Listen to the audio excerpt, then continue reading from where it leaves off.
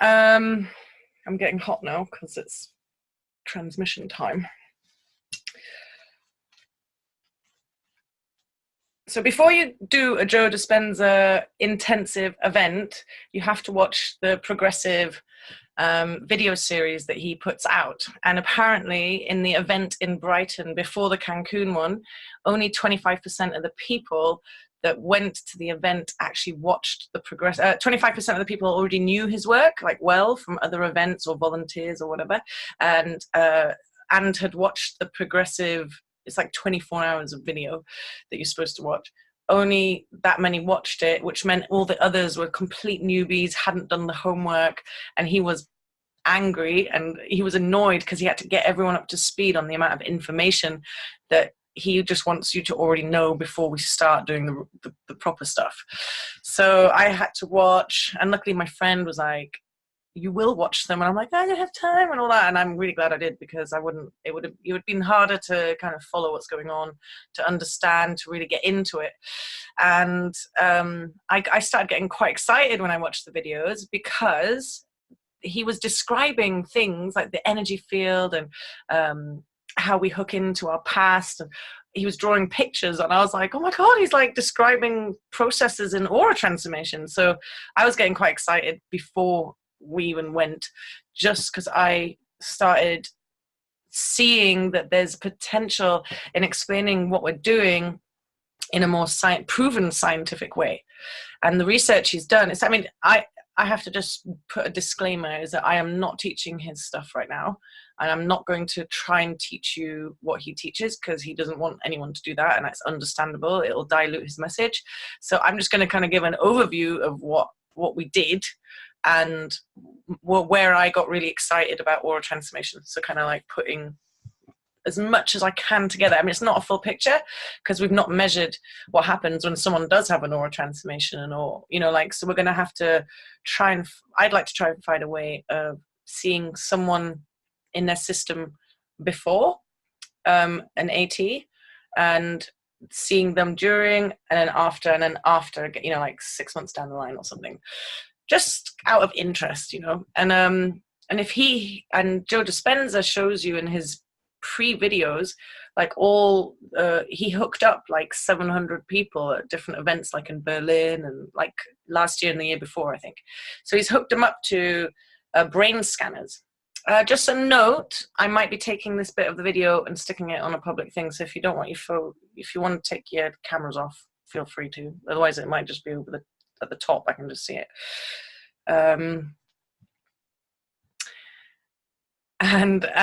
So you can see the brain scans that he's taken of like hundreds of people that are going through the processes he's teaching. And it's like, it's just ridiculous what you're seeing, the change. And the people that were the scientists measuring, that have done thousands and thousands of measuring brains in different states, they're like, that is just like off the scale. Like, you can't even imagine, you know, like, first of all, the brain's like, la, la, la, la, la, like a little wave like that. And then they start doing the meditation, it gets much stronger. And then when they're having like a peak experience, it's like, it's just like one solid line. The brain is so lit up that it's having like an entire experience of its own. And, you know, so there's clearly something pretty fundamental happening to the body. And to the brain. And he was also measuring heart coherence and heart, like the field of the heart, and how that just goes off the scale with the kind of stuff he's teaching. And he's also, I think he's measuring the energy field somehow. And what was really cool is that me and my friend, that when there were three of us, we were talking a lot about, they've not had aura transformation, but me talking about the process and the results and what they can see in me and blah, blah, blah. So there's a lot of like dinner time arguing about stuff. And we were like trying to see, like, how can we measure what's going on here? And I was like, look, this sounds so boring, the way we're trying to go about it. It sounds so like complicated, expensive, like, oh God, you know, how are we going to make it happen? And then because we put it in our wish list, within 24 hours, we'd met 3 people that have the machines, willing to help, like sort it out, all that kind of thing. So that was quite exciting. So there's going to be a lot more to come from me, I think, in this respect. And I'm just going to also briefly say a little bit or not yet actually. I'll just explain the bit that I saw before going to the event, where Dr. Joe has drawn a picture on a whiteboard, and it's like a stick man with an energy field that's quite close to his body. And then he draws all these lines off the body with arrows on, going, that's you hooked into your boss you don't like. That's you thinking about your boss you don't like. That's your ex-husband. That's your mother-in-law. That's your mobile phone. That's your laptop. That's your job. That's your dog. That's, you know, your XXX. And that's your XXX's girlfriend. And that's all the places that your energy is hooked into. And so in a way, you're living in your past all the time, because your attention when you wake up in the morning is like, oh, I'll just check my phone. What happened yesterday? What was my problem that I always think about in the mornings? And what's the same emotion that I repeat over and over again? And you're all hooked in. And then during this video, he starts saying, what we want to do is unhook you from your past and from what's around you and start pulling in the energy. And then as that happens, the energy field gets stronger and stronger and stronger. So I was like, oh, that's what we're doing in aura transformation. That's what we're doing in balancing.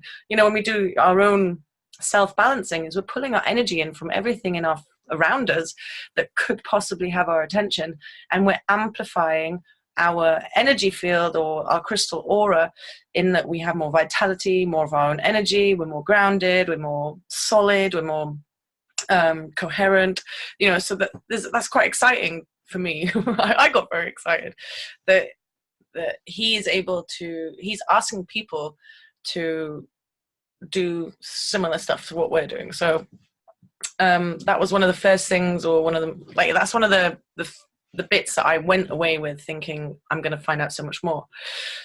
When we got to Cancun, we had 2.5 days to explore, and I just wanted to share this a little bit because it is a really lovely moment where I was told by a friend, you know, there's different ancient sites to visit, and like Mayan ruins, and there's a famous one everyone knows called Chichen Itza, which is like mega tourist land. But there's this other one that most people don't really know about, most tourists don't know about, and it'll probably be less busy and more magical. And we went there in the afternoon, and we almost had the place to ourselves, and we were like, well, we've driven quite a long way, we want to go to this other place also in central Yucatan area, so let's see if we can stay the night somewhere. And I somehow, and I've never spoken Spanish in my life. I've never taken Spanish. I've maybe been to Barcelona once on a weekend, and I somehow could speak Spanish, which was awesome. Maybe it's because of the French, I don't know. But we were like, we'd done some healing work on each other, and we'd been on our own little temple ruin with no disturbances, and the boys are like, oh, we want to sleep here at night, and I'm like, no, we're not sleeping outside.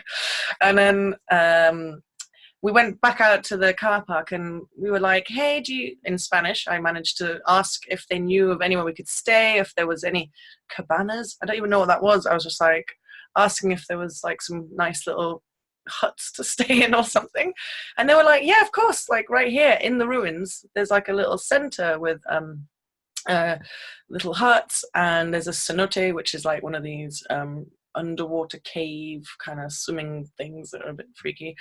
And so we were like, brilliant. So we drove like into the jungle just behind the ruins, and they cooked us dinner, and then we stayed in the cabanas, and everyone left. So it was just like us three in some Aztec ruins in the jungle, and then like just that was it. There was no one else. We made a fire, we went swimming in the cenote thing in the night. I mean, they loved it. I was like flapping like properly because it was very dark. It looked like an Ewok village thing, like a circular hole in the ground which has got caves underneath, and then like all these gangways around the side. Anyway, I did go in, and then I got out and there was like fireflies, and in the morning we climbed up the ruins again, and we realized we're literally like the only people in this jungle that was miles every way we looked. So that was really magical.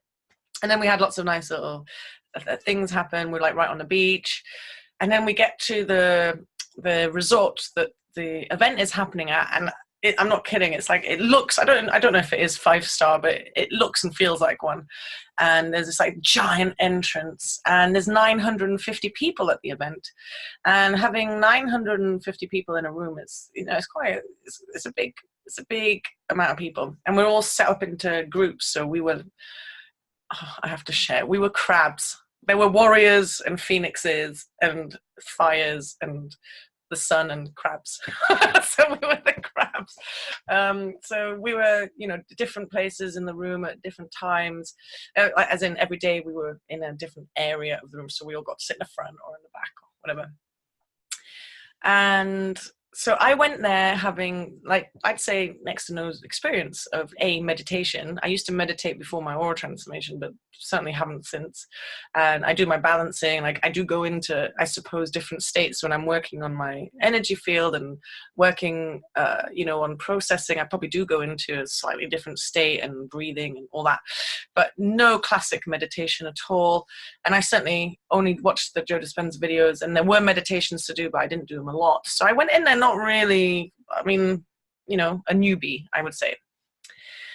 And doing, I think just as an overview of the week, we were doing 3 to 4 major meditation sets per day. So the first few days, you know, we're getting up for like, I think, you know, 8 or 9, we're there at the event.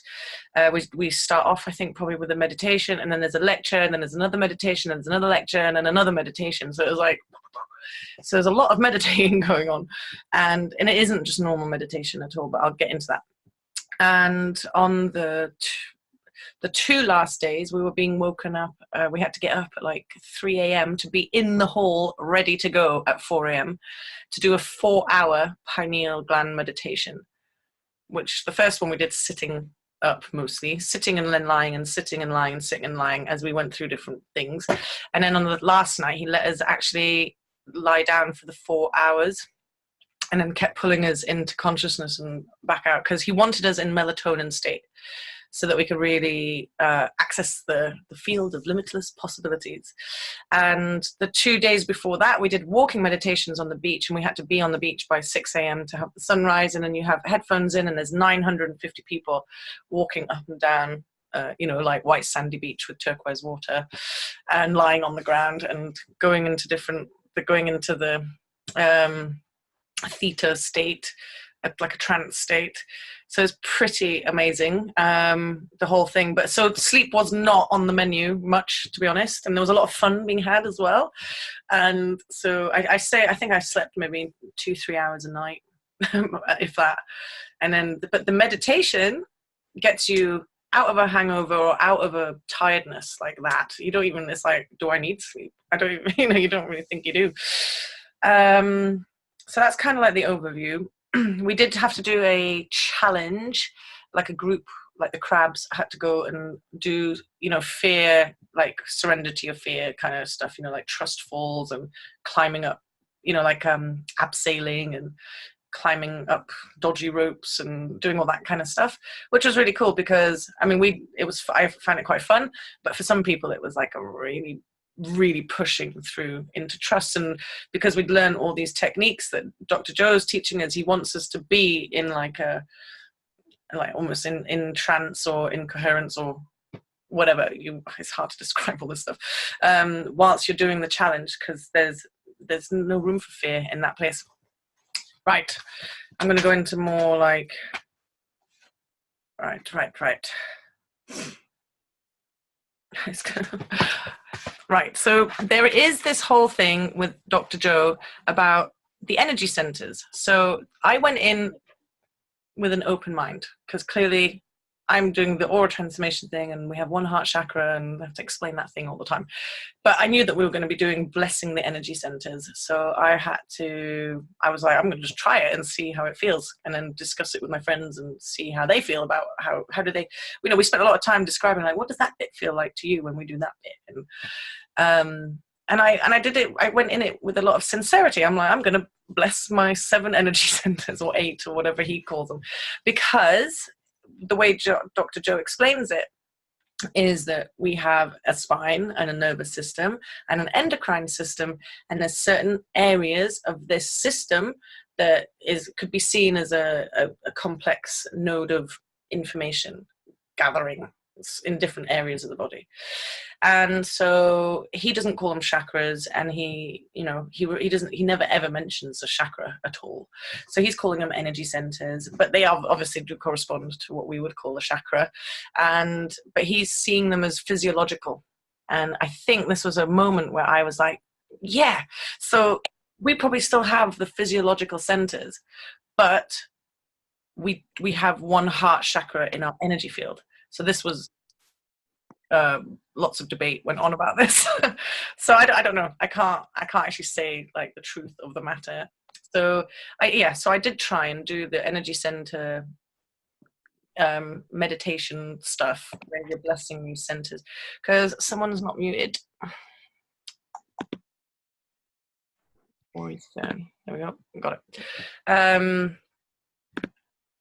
So because the whole thing that Dr. Joe is trying to do is he's trying to get people to move energy out of the lower centers, so lower vibration emotion, guilt, shame, anger, fear, all that kind of stuff. He sees it as it lodges in the lower 3 centers, and he's trying to get people to bless those centers or put love into those centers, and also move energy up those centers, up the body. And that's why when he said, bring all your stuff, don't try and, shelf guilt till you get home to work on your own. Just bring it now. If it's coming up, just bring it up and start working on it. Start letting it go. If it's something, like you're trying to meditate and you're like all zen and stuff, and then there's this like niggly thought thing happening, like sit and face it rather than trying to push it away, So the energy center thing was interesting, and all of the times that we didn't do it every time that we meditated, but it came up several times, and it's all part of his process, and it does make sense. And I see that he's bringing people to bring that energy out of those lower centers into more heart coherence, into expanded heart field, and that's what we're doing.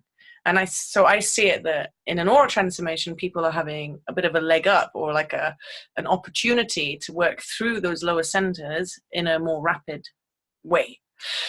And so when I was having to do, I'm in a room with 950 people, we're going through the energy centers, I have to say I did struggle. Like when we came to the heart, it felt like, oh my gosh, my heart is like, it's across the galaxies.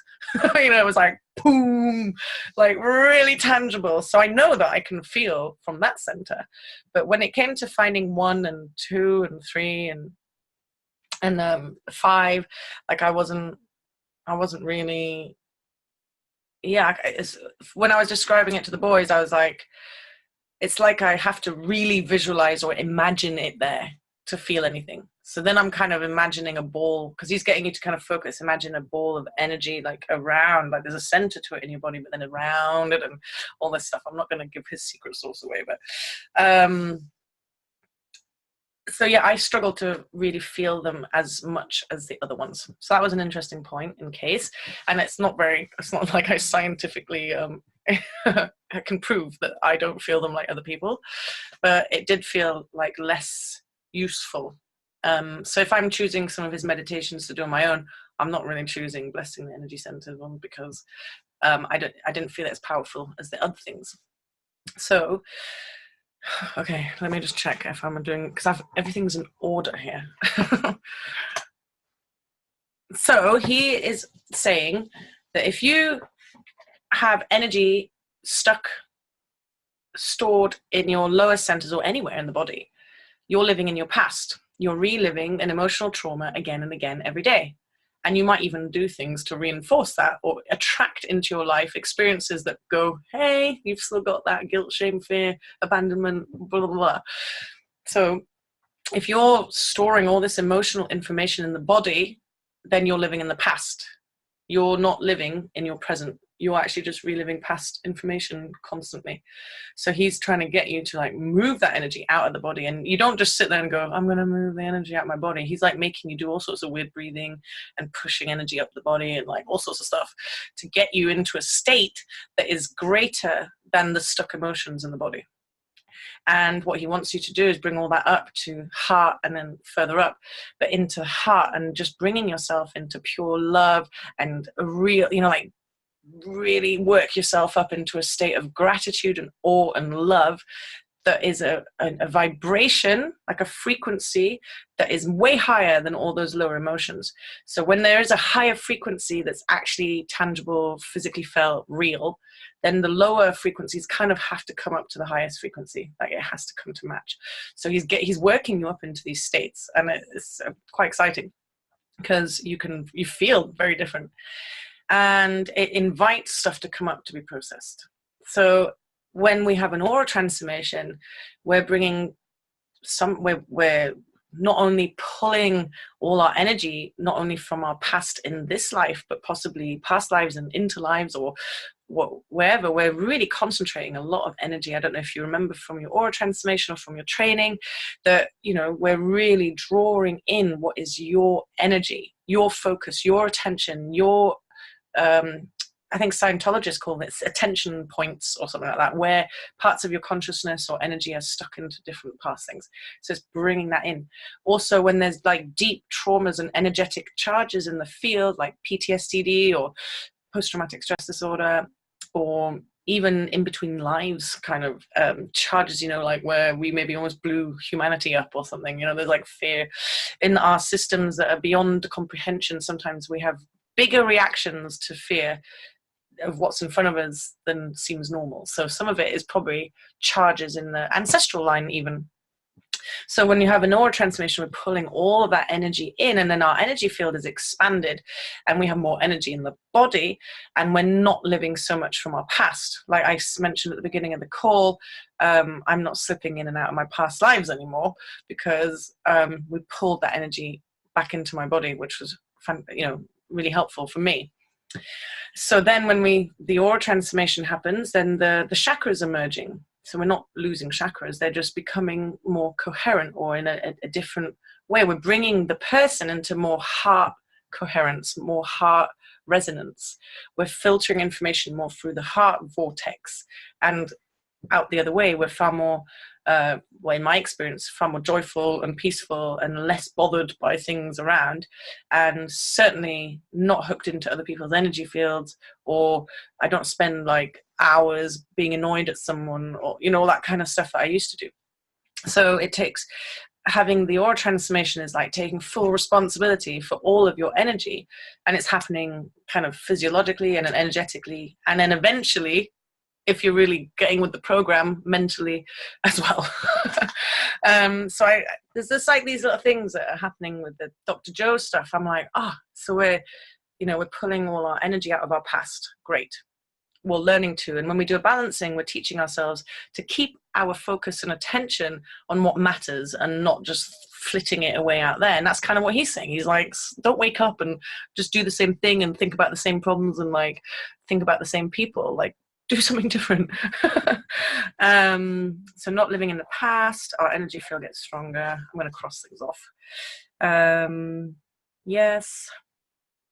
So he's talking about always living in the present moment. If you're concerned about all this stuff and your lower energy centers are thinking about, you know, lust or anger or blah, blah, blah, you're living in the lower 3. So you need to move the energy up and start with the heart. Endocrine nervous system. Oh yeah, so he's also saying that if you're living in the past and your energy is hooked into so much outside information and emails and stress and deadlines and blah, you're living in the hormones of stress. So that means that there's a lot of things that can't happen, like your sleep is affected, your melatonin is affected, your oxytocin is affected, your serotonin is affected. That's like love, sleep, happiness. All of those things get affected if you're living in the hormones of stress. So he's asking you to pull yourself out of that stress on a physical level almost, I think. And that's what his magical meditations do. So then there's another aspect is so you get your energy up to the heart, and that's fantastic, but then you go throat and then the pineal gland. And so he does a massive bit about the pineal, and a lot of his meditations start, like when you watch the videos before going to an intensive workshop retreat, you don't do too much of it. He introduces it, but it becomes more of a thing and more practice, is learning how to move cerebral spinal fluid up the spine from the base, up through the centers, up through the heart, up to the pineal gland, where you have to learn, and it's not like that easy actually, you know, you have to like get your muscles working and breathing right and like all this. And then you get your cerebral spinal fluid to touch the pineal gland, which is surrounded by these little crystals, I can't remember what they're called, and they then start being able to emit energy, and it's like you become like a magnet, like north and south pole, and then that's when the toroidal field, you become like a lot stronger in sensing the toroidal field, or actually just making it 10 times stronger than it probably is when you're just not doing anything. And so that's an aspect of his meditation which is very active and very powerful. And you know, he got people on stage and he showed us what it looks like. Not everyone has to have an experience like the people on stage, but when it's working very well or they're very good at it, literally they look like jellyfish. I call them jellyfish. They're like, you know, like shaking, and they're like they're not there. They're having a great time and they feel amazing. But the cerebral spinal fluid is just sending all this like charges and electricity and electromagnetic frequencies through the body. You know, that's releasing a lot of stagnant old energy up through the spine or the centers or whatever you want to call them, any of that lower vibrational energy. He says it's like you're becoming from a particle to a wave. And when you become wave, when you become more vibrant, more electric than matter, then you can tap in to the field of limitless possibilities and the unified field of information. And that's what you want. So that you're able to access that more information than you have that's available to you, so that you are not repeating your past for the rest of your life, but you're actually opening to the limitless possibilities available. I hope you're understanding. Right, what else happens? So I remember on, I think it was like the third day, so we've been practicing a lot, you know, 3-4 times a day, doing different parts of this, because he's got lots of different bits and he puts them into different sequences. And I remember we had our sports challenge thing. So our team all met before going, like 50 of us, and we all met in a room, and we were all to put on a recording of Dr. Joe and do a very short, it was a 12-minute chat and a 7-minute meditation before going into this thing. And for me, it was like one of the most powerful ones, because maybe I wasn't expecting anything, I don't know. And we did the breathing a little bit. And then I literally felt like it was the most tangible moment for me, one of the most tangible moments at the beginning, where I actually, I could feel, and I felt like I was like a glow bug or something, and I turned into the magnetic, the toroidal force field that comes from like out of your head, and it comes down, up, back through your perineum and up again, and it's like going around, and it felt like I had like giant rods of light in my hand, and I'm just like opening my eye like, what's going on? Wow.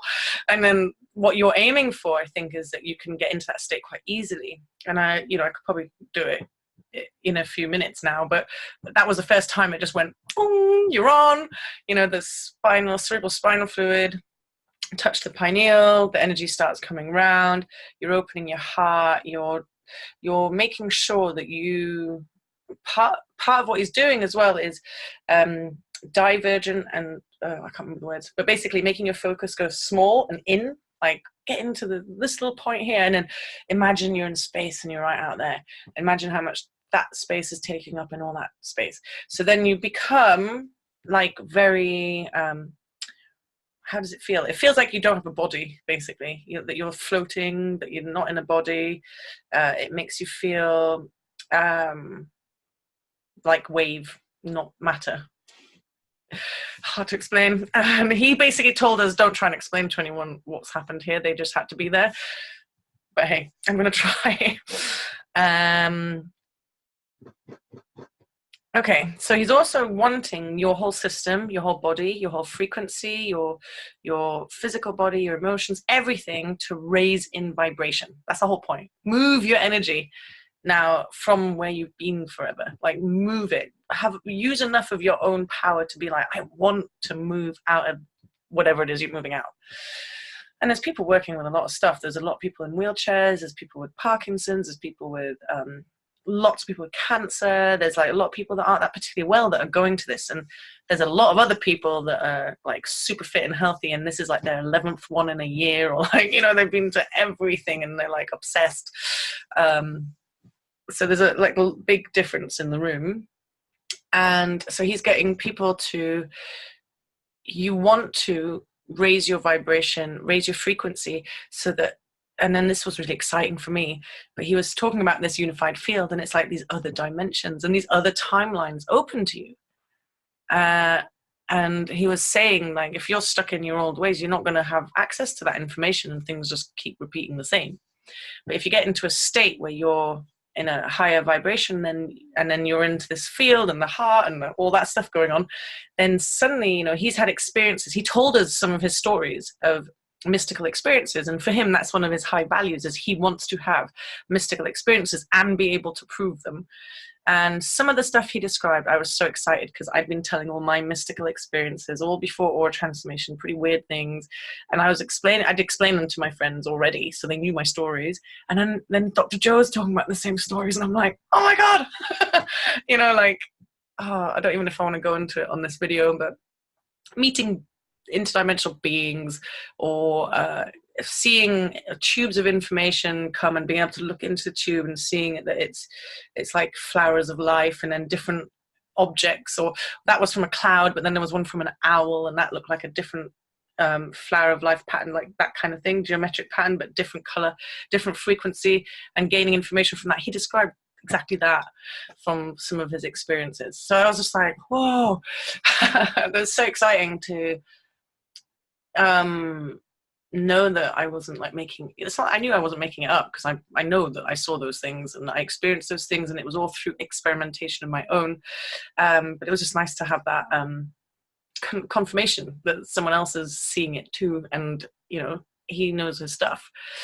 And you know, he's also talked about how these big, you know, when he gets the energy field, like 950 people in the same state, that there's these like big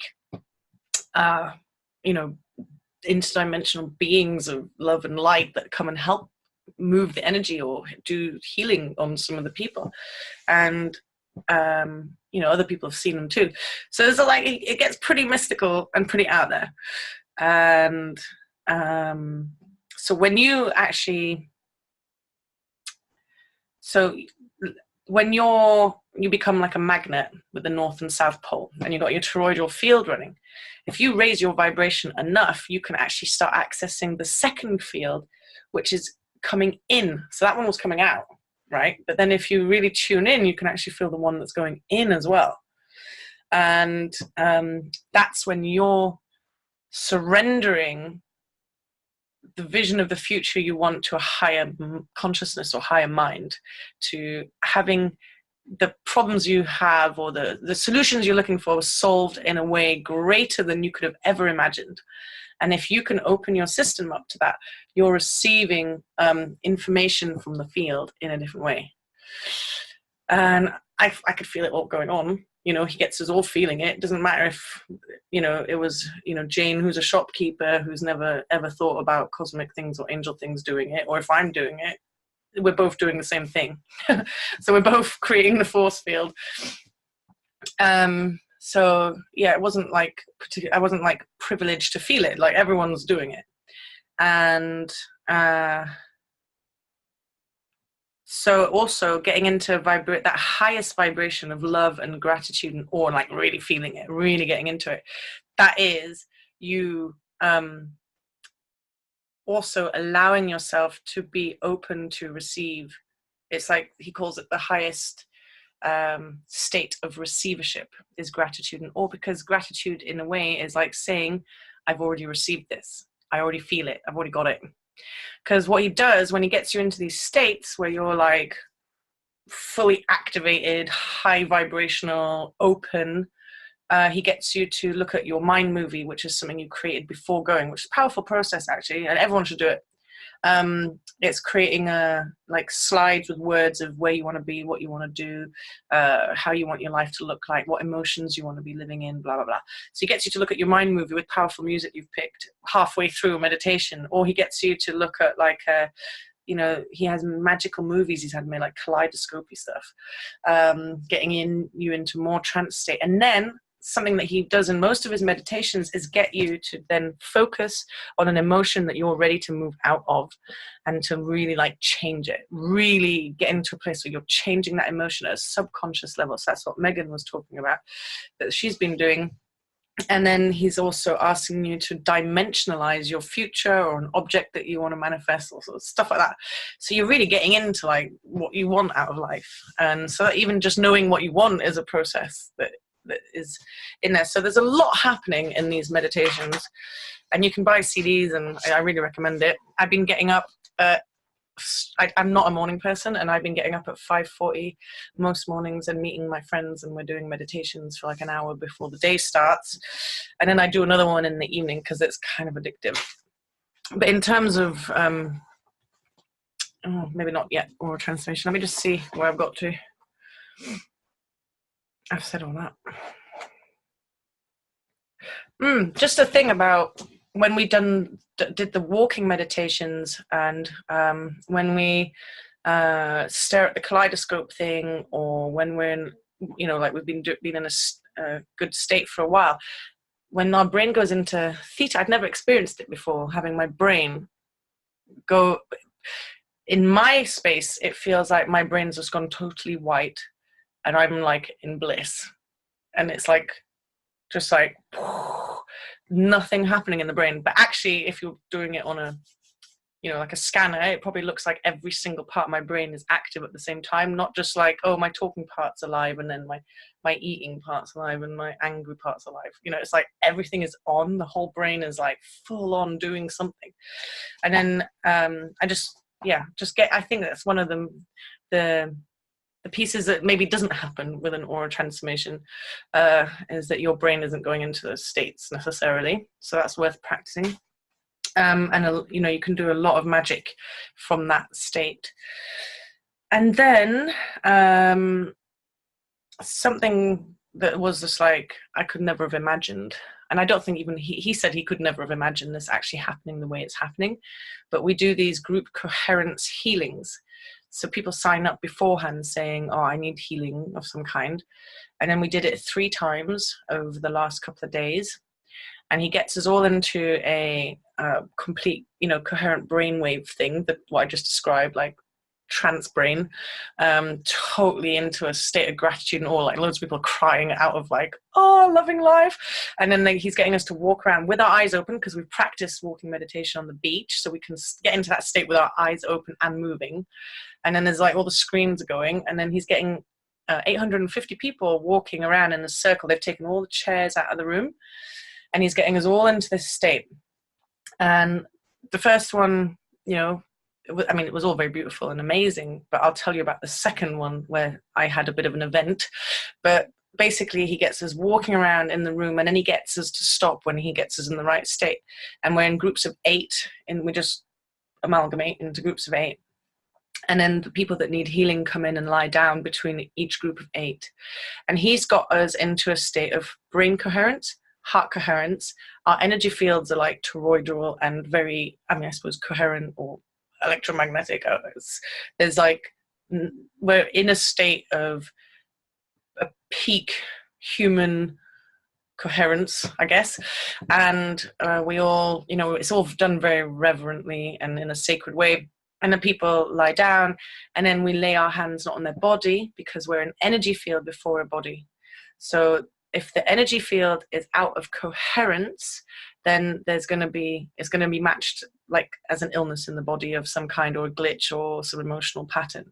So the theory goes that if we put the high vibration wave a higher frequency wave, then any lower frequency wave, so where there's maybe incoherence in the body or the system, is going to have to match the higher frequency. So it gets us into that state.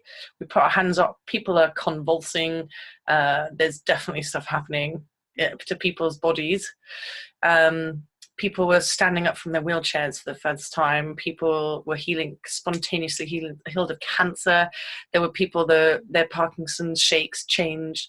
There was people that maybe smiled for the first time because they had like facial stuff going on. It was just like insane. Like you can't even describe it really. I mean, I'm trying, but to see that many people in that state and then so many people have these beautiful experiences, you know, everyone's kind of like crying and hugging afterwards. And like, I couldn't, there's no way you could imagine or prepare yourself for that sort of thing. The next day we did it a second time, and I don't know what I did different, but I felt like I could have combusted or something. You know, I was like, the toroidal field was super strong. And I think I maybe expanded my heart chakra bigger than it's been before, or the heart field or something. It felt like my chest was actually coming out of my body at some point. I was like, oh, and I was like tears of joy and loving life coming, like just flowing. I'm like almost not hyperventilating, but the energy is running so fast that I'm having like a proper experience. My brain's in total trance. I'm probably going through a lot of healing myself, but someone was walking when we're doing walking around the room, getting into this state, and someone walked past me and touched my field and got an electric shock off it. And they were like, whoa, what's this? And they were like, I'm going to do this thing, you know, the groups of 8 with her. So he grabbed my hand and kind of kept me, I didn't need calming, but he was just like a steadying force, because I was having like a proper experience here. I mean, I could feel that my crystal aura was like lit up, like, and it was like overwhelming. And anyway, we did the healing thing, and it was like mega. Everyone was, it was a very beautiful experience, but also what we felt, and I wasn't the only one to feel it, it was almost like because we were only putting our hands on for like 4 minutes. It was very short. It felt very short. But it was almost like a wave of energy, of coherence or something, came in from one side of the room and rippled across the 100 pods of people doing the same thing. And I felt it come through our patient, his feet, and it just went, and then all the imbalances in the energy field were gone. So I was like, whoa, you know, it was amazing to be part of that. And I think that he's been working towards this sort of thing. And it's but people that have been going to all his work like every year, saying that they have never experienced that level of coherence and healing in a room ever. That was the biggest one. Like Brighton the week before, you couldn't compare because most people hadn't done the work and didn't know what they're doing and blah, blah, blah. That Cancun was just like next level, out of this world. And so that was quite amazing. I think that was all about the coherence healing bit. And then we did it again on the third night, but people, yeah, he was really impressed with how it was working. You know, and eventually he wants to go in and, you know, he wants to do this work with, you know, children's hospitals and things like that, but he wants us to get really good at it. In terms of aura transformation, blah, blah, blah. Yeah, I think my aura was definitely noticed by people. I was getting a lot of comments, you know, and a lot of people don't know that they're looking at a different aura. They're looking like at your skin or your hair or your clothes or something, but I was getting a lot of information. But there was a few people that were like, hey, what's up? Your aura's different. And they even described it, like a little Indian guy, like 70 years old, went, I have been very impressed with your energy field. So people were seeing it and noticing it. And I think that me going in as a total newbie and never having practiced any of this stuff, and the fact that I could get to that place like that in that space of time, I mean, I can't compare it to other people's experiences because I didn't meet that many newbies either. Yeah, I think that having an aura transformation definitely helps because you're clearer, you're already in that heart frequency. There's a bit of a question mark around doing the energy center things, but I don't think it can hurt. I did come out of my body for the first time since before aura transformation in the 4-hour pineal thing. I mean, literally I was in space. The room below looked like just waves of energy. My body was just waves of energy. I became like nothingness, which is quite nice actually. And when I realized, I was like, oh, I'm out of my body. And then I was like, don't get excited, don't get excited. Just float, float, float. And then I thought I heard something going on, like, oh, he's calling us back in. So I went back, but nothing was happening. But there was a little moment where I panicked. I was like, oh no, my aura, like when you first have your aura transformation and you think that having a glass of wine or like hanging around with the wrong people or holding hands with someone toxic will ruin your aura. Well, I had like a little moment of like, oh, but I think it's fine. I've done some balancing since and it's been all fine. Yeah, I'm trying to just think if there's anything else I want to add. Oh yeah, I did notice that there's a lot of people that were feeling quite vulnerable being in a room of 950 people doing energy work that had no boundaries, like that have no energetic protection. So people that had lost their auras were finding it actually quite hard to maintain their space and having to really focus on not feeling everyone's stuff, because people are moaning and shaking and groaning, and because it's quite kind of, pulling all that energy up into the pineal is like making love to your brain. So there's like quite a lot of funny noise happening. Yeah,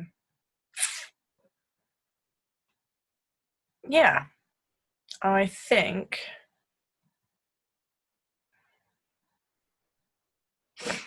so I think that having this crystal energy matrix and then also working with the electromagnetic field at the pineal is that we could, even if you don't do the Joe stuff or the pineal stuff, is that we're actually maybe better improved transducers of energy. We're able to hook into the field of manifestation and possibilities maybe faster or clearer, better than other people that maybe have a lot of lower energy center stuff going on. And also that we're just more into the heart field. So Dr. Joe is not creating aura transformations, but I think having an aura if I could find a way of doing some research and sharing it with him, it'd be interesting to see what he would think.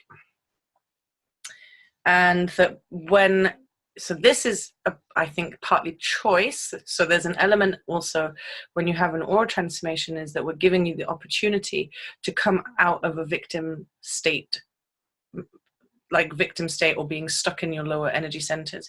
But it partly is a choice. If you don't put any effort in or don't balance or, moan and complain, then you might stay in that emotional state. But we've pulled the plug on the roots of the deep roots of that stuff, I think, when you have an aura transformation. So, and also having an aura transformation can create more peace and joy in your life, so you can come out of the survival mode, more coming out of survival, coming out of the hormones of stress better or easier.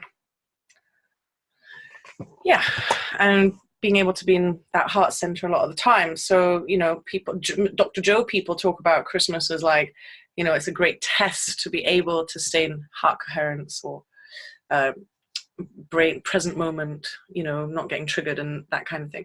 So yeah, there's a lot of similarities. So I just wanted to, I'm just gonna turn you all back on. How do I do that? So please ask me questions if you have any, or we can go straight into a meditation.